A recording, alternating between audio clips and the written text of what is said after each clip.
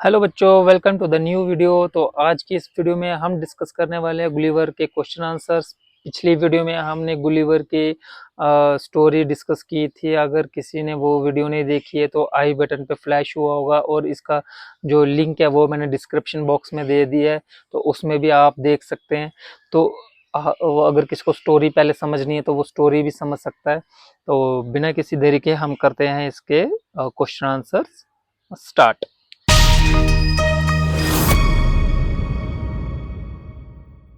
तो बच्चों, जैसे इसके फर्स्ट क्वेश्चन में पूछा गया है, what happen to the ship on the way to the South Sea. यानी कि अगर किसी ने स्टोरी नहीं सुनी है तो वो आप सुन सकते हैं। क्वेश्चन में पूछा जा रहा है कि जब साउथ सी यानी कि दक्षिण समुद्र की तरफ ये इनका शिप जा रहा था तो उनके साथ रास्ते में क्या हुआ था। तो जैसा कि मैंने बताया था कि रास्ते में क्या हुआ था, तूफान आ गया था जिसकी वजह से उनका जो शिप है वो पत्थर के साथ जा लगा और जिससे उनका शिप क्या है, टू पीसेस में डिवाइड हो गया। तो वही हमने इसके आंसर में लिखा है, when the ship on the way to the South Sea. यानी कि जब ये शिप साउथ सी के रास्ते पे जा रहा था, the ship struck the rock and broke into two due to storm. यानी कि जो शिप था वो किसके साथ स्ट्रक हुआ, रॉक के साथ, यानी कि उसके साथ स्ट्राइक कर गया, उसके साथ टक्कर लग गई। तो वो क्या हुआ, ब्रोक कर गया टू पीसेस में, यानी कि दो हिस्सों में डिवाइड हो गया। तो किसकी वजह से हुआ था ये सब, एक स्ट्रॉम की वजह से हुआ था, एक तूफान की वजह से हुआ था।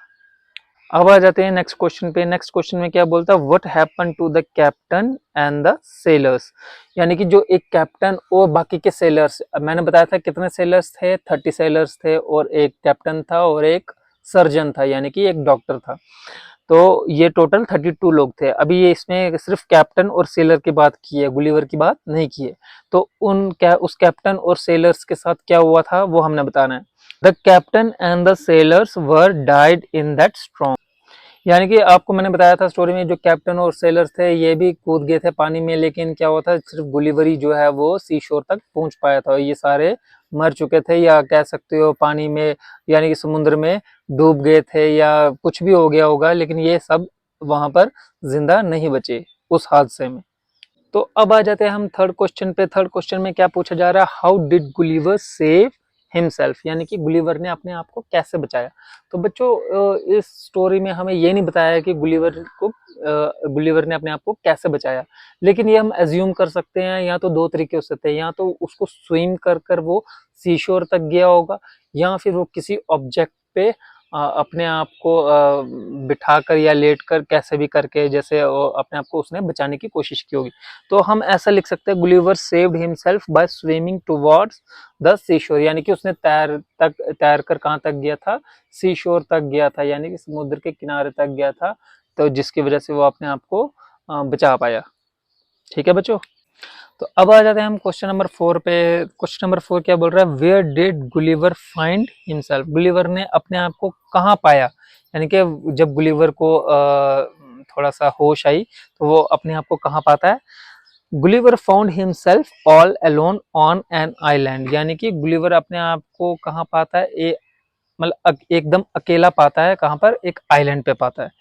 अब आ जाते हैं हम नेक्स्ट क्वेश्चन पे, why was Gulliver unable to get up in the morning. यानी कि जो गुलिवर है वो सुबह क्यों नहीं उठ पाया था। तो ऐसा क्यों हुआ था। अगर किसी ने स्टोरी सुनी है तो शाबाश, खुद से भी ट्राई करो इस चीज को समझने की कि क्यों नहीं वो उठ पाया था। तो Gulliver was unable to get up in the morning because his arms and legs were tied with strings. Gulliver इसलिए नहीं उठ पाया था सुबह क्योंकि उसके जो आर्म्स और लेग्स थे वो क्या की गई थी, बांधी गई थी, किसके साथ, स्ट्रिंग्स के साथ। अब आ जाते हैं नेक्स्ट क्वेश्चन पे। क्वेश्चन नंबर 6, इसमें क्या बोलते हैं, how was Gulliver taken to the city gate. यानी कि गुलिवर को सिटी के गेट तक कैसे ले जाया गया। तो हमने स्टोरी में क्या पढ़ा था वही हम इसमें लिखेंगे।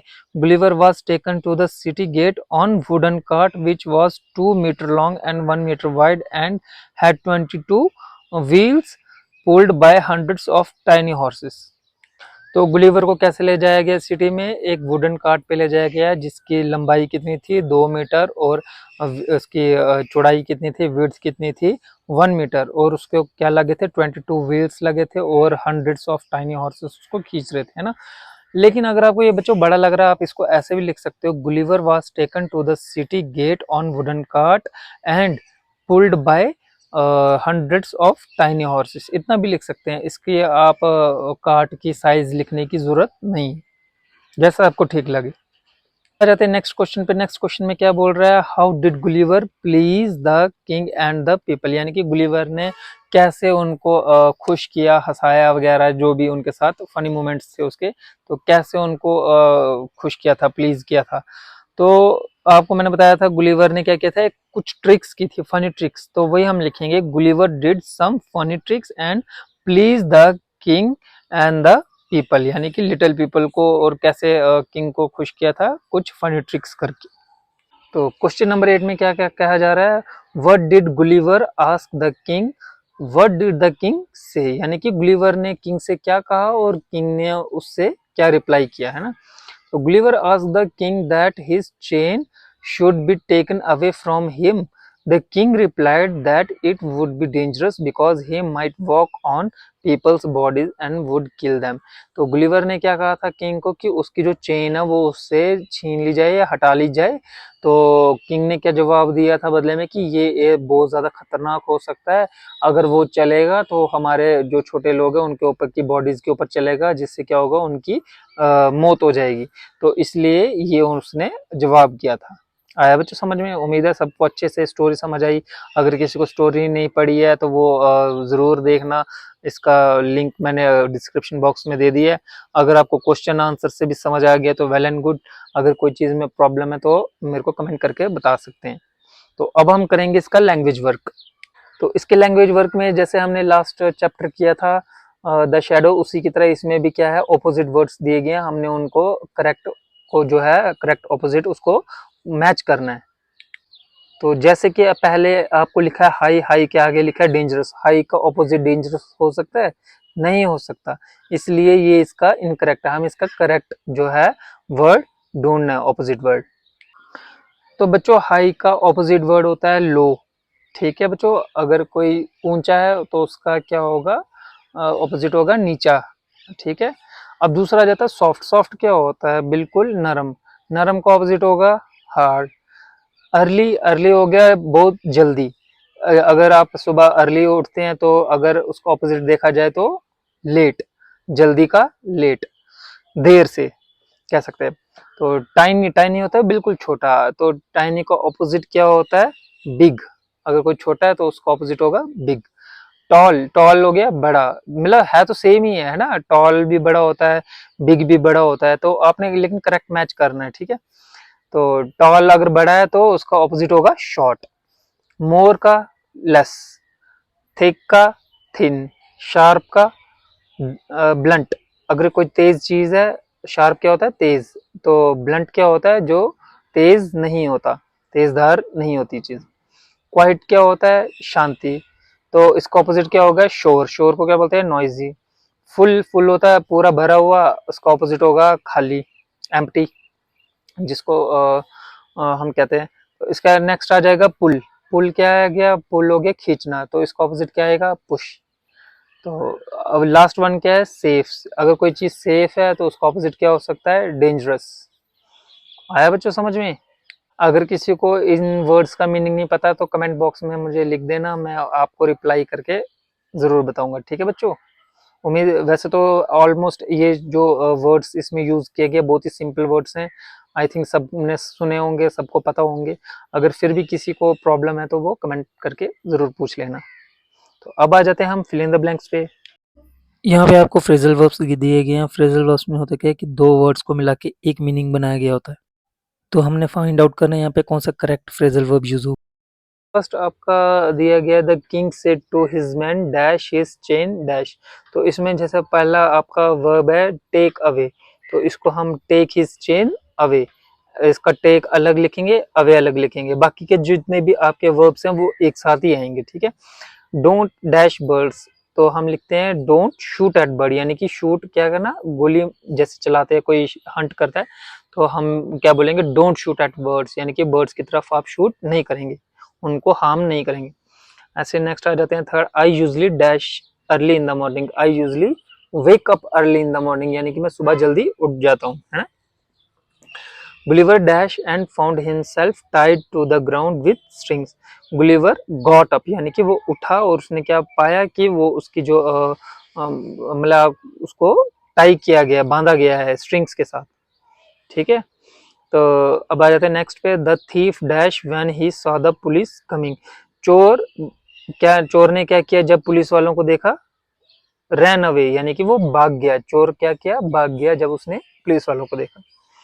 The foolish goat dash the well, यानी कि जो मूर्ख बकरी है उसने क्या किया वेल में, शाबाश बच्चों, जम्प्ड इनटू, यानी कि जंप कर दिया वेल में। वेल क्या हो गया, कुआं। कुएं में जो मूर्ख बकरी थी उसने छलांग लगा दी। Gulliver dash and fell asleep, Gulliver ने क्या किया और वो जिससे वो सो गया। तो हम क्या लिखेंगे, ले डाउन, यानी कि गुलिवर नीचे लेटा और सो गया। Gulliver tried to catch some of the Lilliputians but they all dash fingers and run away. Gulliver ने क्या किया, लिलीपुटियंस को पकड़ने की कोशिश की, लेकिन क्या हुआ था, they all slipped through fingers and run away, यानी कि उसके फिंगर से स्लिप हो रहे थे, है ना।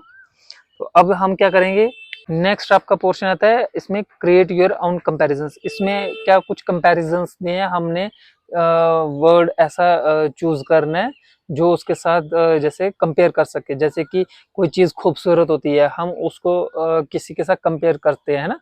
तो मान लीजिए जैसे एज टाइनी एज फिंगर या इंसेक्ट कह सकते हैं, यानी कि अगर हम कोई ऐसी छोटी चीज देखते हैं, हम बोलते हैं यार ये तो बिल्कुल कीड़े की तरह छोटी है, या कोई ऐसी छोटी चीज देख लेते हैं उसके साथ उसका कंपेयर कर देते हैं कि ये छोटी चीज है, ये किसी फिंगर के जितनी छोटी है, या फिर कोई और छोटी, हम ऐसी चीज देखते हैं हम उसके साथ कंपेयर कर देते हैं। तो ऐसे कुछ कंपैरिजन वर्ड हैं, हमने इनको क्या करना है, खुद से वर्ड्स जो हैं वो सोचने और यहाँ पर लिखने हैं।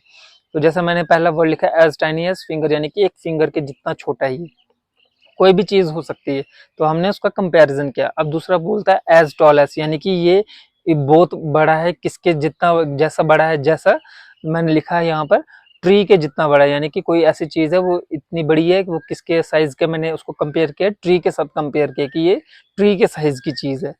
तो एज सॉफ्ट एज कॉटन, यानी कि मैंने कॉटन के साथ कंपेयर किया है किसी चीज का, और मैं क्या बोलता हूँ ये सॉफ्ट है, कितनी सॉफ्ट है, एक कॉटन की तरह सॉफ्ट है, जितना कॉटन सॉफ्ट है उतनी ही ये चीज सॉफ्ट है। तो इसी तरह बच्चों जब हम किसी चीज को कंपेयर करते हैं तो हम इस तरीके से कंपेयर करते हैं, जैसा कि अभी आप ये देख रहे हैं, इसमें लिखा है एज शार्प एज, यानी कि वो तेज है, किसके जैसे तेज है, तो कोई भी चीज कैसे तेज है, मैंने यहाँ पर लिखा है नाइफ के जितना तेज है, यानी कि अगर कोई एक नाइफ इतनी ज्यादा तेज है तो मैं उस चीज का कंपेयर कर रहा हूँ कि ये चीज है ये एक नाइफ की तरह तेज है। फिर ऐसे लास्ट में बोलता है एज ब्यूटीफुल एज, मैंने जैसे लिखा है पीकॉक, आप मून भी लिख सकते हैं। अगर आपको फ्लावर पसंद है या कोई रोज पसंद है या कोई ऐसी चीज है जो आपको बहुत ज्यादा अच्छी लगती है, ब्यूटीफुल लगती है, आप वो वर्ड भी लिख सकते हैं। तो अब आ जाते हैं हम ग्रामर वर्क पे। तो बच्चों इसमें आपको दो चीजें दी गई, एक पर्सनल प्रोनाउन दिया गया और एक आपको रिफ्लेक्सिव प्रोनाउन दिया गया। यानी पर्सनल प्रोनाउन जो होता है जो आप खुद के लिए या किसी के लिए बात करते हैं, तो रिफ्लेक्सिव प्रोनाउन होता है जो उसी के ऊपर जोर डालता है, उसी की बात करता है। जैसे कि आई आई अगर मैं बात करूंगा तो अगर अपने इसी आई पे अगर जोर डालूंगा तो बात करूंगा तो मैं माई सेल्फ करके बात करूंगा, ठीक है। कि जैसे कि मैंने ये चीज जो है खुद के लिए खरीदी है, जो ये खुद आ गया, खुद के लिए, ये होता है रिफ्लेक्सिव प्रोनाउन। जैसे कि अगर मैं बात करूं मैंने ये पेन आपके लिए खरीदा है, यानी कि इसमें दो आदमियों की बात हो रही है, एक मेरी बात हो रही है और आपकी बात हो रही है। लेकिन अगर मैं बात करूंगा ये चीज मैंने या ये पेन मैंने अपने लिए खरीदा है, तो इसमें मैं सिर्फ अपनी ही बात कर रहा हूँ, यानी कि मैं ही हूँ, खरीदने वाला भी मैं ही हूँ, और किसके लिए खरीद रहा हूँ, अपने लिए खरीद रहा हूँ। तो किसी चीज पे जोर डालता है उसको रिफ्लेक्सिव प्रोनाउन कहते हैं। और वो प्रोनाउन किस पे रिफ्लेक्स करता है, वो प्रोनाउन के ऊपर डिपेंड करता है कि प्रोनाउन कैसा है। अगर वो आई है या ही है या शी है या दे है, जो भी होगा उनके ही ऊपर वो है जोर डालेगा, उसको क्या कहेंगे, रिफ्लेक्सिव प्रोनाउन।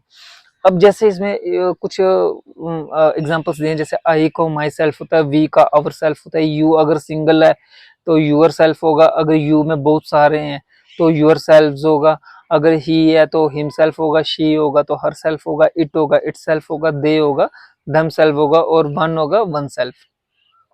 तो अब ऐसे ही हम कुछ फिल इन द ब्लैंक्स दिए गए हैं ये प्रोनाउंस, जिसमें हम क्या करेंगे, इसमें रिफ्लेक्सिव प्रोनाउन का यूज करेंगे।